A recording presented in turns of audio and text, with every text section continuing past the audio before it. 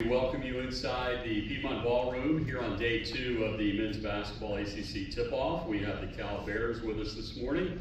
Coach Mark Matson is with us this morning to get us started. He will start with an opening comment, then we will start with Q&A throughout the room for not only our coach but also our student athletes. Coach Matson, the podium is yours. Thank you. It's great to see all of you here today. UC Berkeley was recently named the top public university in the country. UC Berkeley has received this distinction for 20 consecutive years. Over 21 of our programs are ranked in the top 5 nationally. This past week, Professor John Clark was named a Nobel laureate for his work in physics. Just this morning, Professor Omar Yagi received a Nobel Prize for his work in chemistry. UC Berkeley is a place of high expectations and high success. It is an honor for us to represent the university. In the world of sports and out west, UC Berkeley is known as Cal. Cal has a long heritage of tremendous basketball players who have gone on to become leaders in sports, leaders in business, and tremendous public service representatives for the country. It's our goal here with these outstanding players here and the players that are not with us today to restore Cal basketball to the national championship level. When you look at some of the players that have gone through our program, Jason Kidd, Sharif Abdul-Rahim, Kevin Johnson, the list could go on. It is an honor to have joined the ACC. We had our first year last year. There were growing pains with travel. It was a year to learn the league, but we are incredibly excited about this year's roster, about what the players have been doing off the court, about what the players have been doing on the court. In terms of style of play, we will play up-tempo, we will share the basketball, and we will pass the ball unselfishly. I'm incredibly excited about this year's season, and we're open for questions. Coach, thank you very much. Your first question will come to your left in the first row, and then we'll bounce it to your right in the first row. Coach Dan Tortora, WakeUpCallDT.com, to look at Chris Bell and bringing him over from Syracuse to the West Coast, and I know he's a West Coast guy, but just what you can say about Chris, what you saw in Chris, and why taking him out of the portal was a good fit to do what you said, restore Cal basketball to what it was. Chris Bell is an outstanding player. He's an outstanding person. He has such a broad skill set on the court. You know, everyone knows he can knock down the three, but he finishes at the rim. He can shoot the mid-range. He can get in the paint and make his teammates better. Chris had a dunk in practice probably 2 or 3 days ago where basically the practice stopped for a second. His ability to attack the rim with tenacity is there, and he's showing it more and more. Chris is going to be a huge part of our team, and it's great to have him at Cal. Chris, obviously, Chris is, you mentioned it, he's a West Coast guy. He grew up in the Bay, and it's great to bring him home.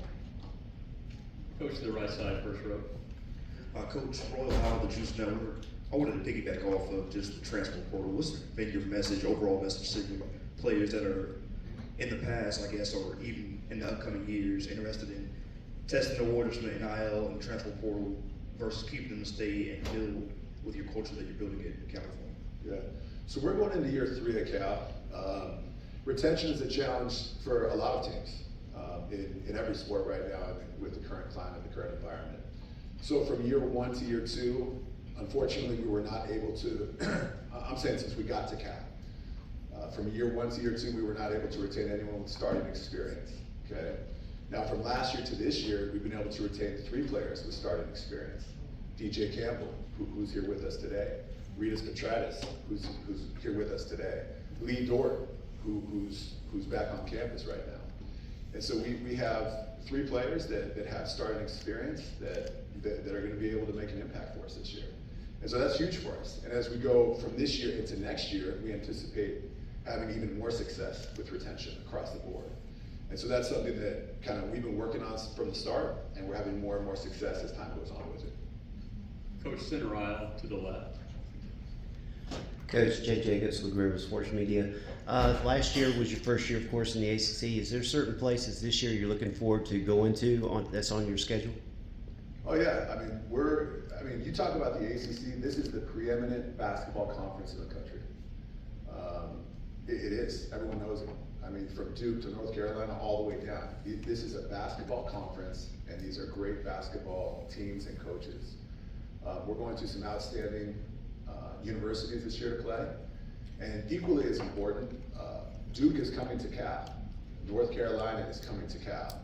Notre Dame, Louisville, they're all coming to Cal. And I'll just share this. I mentioned some of our basketball alumni earlier.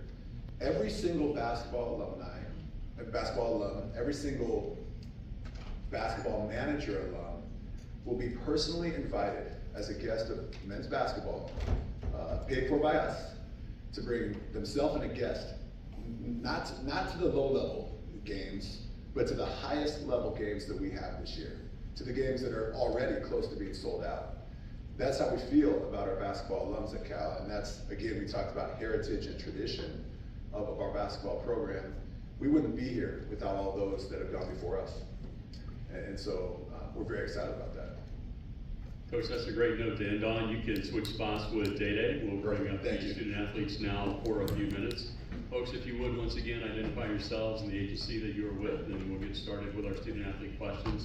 Day will go front row to your left, and then as we did with Coach, we'll bounce to the right. Day, Dan Tortora, wakeupcalldt.com. The talk of the transfer portal, you started at Kansas State and then went over to Virginia and now are at Cal. What can you say about kind of the journey that you've had up to this point and why the right fit for you was to be a Golden Bear? It's been an amazing journey. You know, I learned a lot from both coaches from Kansas State and Virginia. Now I'm learning from coaches in Cal. And, I feel like this is the place I'm supposed to be. You know, coach trusts me, my teammates trusting me, so I feel like it's gonna be a good year. So Day will go to your right in the first row. Danny Royal Howell, the Juice Network. What's been the biggest adjustment that you've made towards your game from the previous past two stops now under Coach Mark Madsen?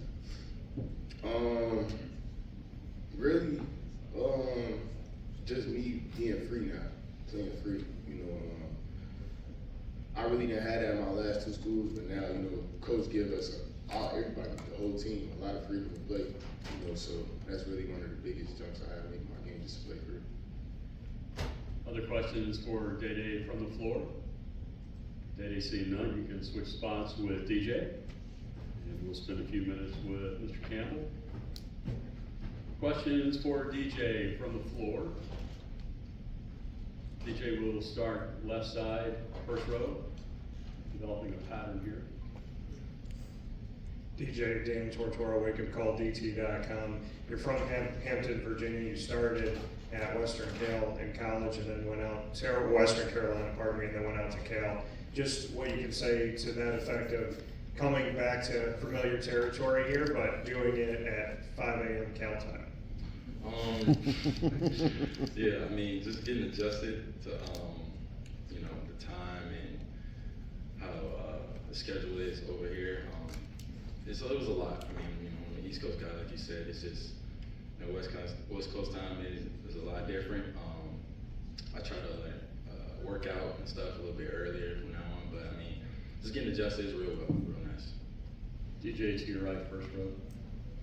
Royal Howell, the Juice Network. DJ, what have you seen from Coach to get you to buy into his culture, identity, and what he's trying to build at Cal? Just allowing the players, like they piggyback on what you said, freedom. I mean, and just building a trust with Coach, whether it's coming in and watching film, just talking to him in general. I mean, just building trust with Coach, knowing what we have, bringing in players, bringing in returners also. So I mean, just trying to build off that and, you know, win. DJ, from the podium, your final question. Last year in the tournament, you knocked down a career-high 10 free throws in a double overtime win. Here in Charlotte, again back in March, what is it about free throws that strikes your eye so well? I'm just a guy that likes getting to the basket, whether it's creating opportunities for me or just getting to the line and scoring. That's just my game first, is be able to get to the line, create, look for others, but yeah, I mean, I like the free throw line. It's easier shot at basketball than a layup, so yeah. DJ, thank you. You can switch spots with Ritas, and we'll spend our final few minutes with Mr. Petraeus. Questions for Regis as we finish out with Cal this morning? Regis, from the podium, the one thing I noticed in all of the notes about Cal heading into this is that there's a great deal of basketball pedigree. Seems like every spot within the program there's a touch with some really deep history with basketball. Both your parents obviously played hoops. What is it about your childhood growing up with basketball that puts you in this spot today? Mainly it's just, like you said, the heritage. Like my parents, wanted me to grow up playing basketball, even if they admit it or not. I was really close to playing baseball, and my parents, they pushed me a little towards basketball, and I'm happy they did. Just seeing both of them succeed, they played in the Pac-12 at Oregon State, and just seeing them both succeed and be the players they were, I feel like you can see both types of players in the way I play, like my mom being an efficient rebounder, one of the best rebounders in the Pac-12, and my dad just having that work ethic that I feel like I have, out on the court. So, yeah. Thank you. We'll go to the first row to the left. Dan Tortora, wakeupcalldt.com. Regis, you heard Coach talk about having some returners this season and being able to build off of that, you being one of those returners to this team. What is it about this Cal team, the identity, maybe the pillars, that foundation that you were working to build last year that you can see coming through a little bit more? Definitely the ball movement and trying to play fast. I feel like last year we were trying to slow the ball down a little bit and calling a lot of plays, and I feel like we have the ability this year to just move the ball down the court, play fast, not having to call out plays as much, and just be more unpredictable on the offensive end, and show that everyone on the court can help the Golden Bears win in some way. So. Regis, your last question from the podium. Do you have to win a championship in order to call it a successful season?